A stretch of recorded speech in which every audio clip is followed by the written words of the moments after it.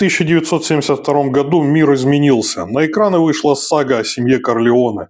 Но пока критики спорили о гениальности Копполы, бармены по всему миру начали смешивать напиток, который станет таким же культовым, как и сама лента. Друзья, приветствую вас на канале «Вокруг света» с коктейлем. Сегодня мы отправляемся с вами в мир кино. Говорят, что этот коктейль был любимым напитком Марлона Брандо. Говорят, что актер ненавидел слишком резкий вкус чистого виски и просил добавить в него немного итальянского ликера, чтобы смягчить вкус. Миндальный ликер амаретто в коктейле символизировал итальянские корни мафии, а скотч – суровую жизнь в Нью-Йорке. Идеальная метафора в одном бокале, не правда ли? Но если мы копнем глубже, то мы найдем не следы мафии, а гениальный маркетинговый ход компании Диссарона. В 70-е продажи амаретто в США нужно было поднять, и выход фильма «Крестный отец» стал подарком судьбы.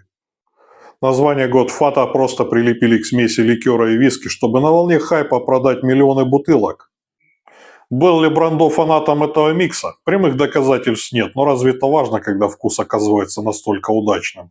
Этот коктейль готовится методом билд, прямо в бокале. Добавим в наш бокал лед. Далее нам потребуется шотландский купажированный виски, 50 мл.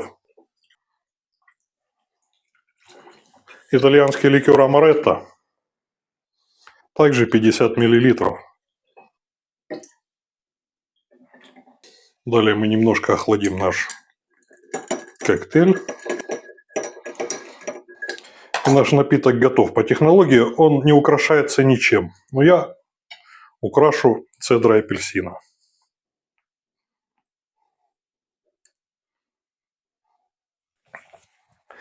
Друзья, у коктейля «Крестный отец» очень большая семья. Если вы замените скотч на водку, то вы получите коктейль «Крестная мать».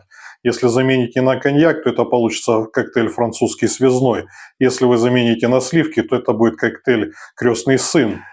И вот так просто мы приготовили этот вкусный коктейль. С вами был Евгений, канал «Вокруг света» с коктейлем. Подписывайтесь на канал, ставьте лайк, пишите комментарии. До следующих коктейльных путешествий. Пока! А спонсором этого выпуска неожиданно стал мой кум, который подарил мне бутылку шотландского виски. Серега, привет!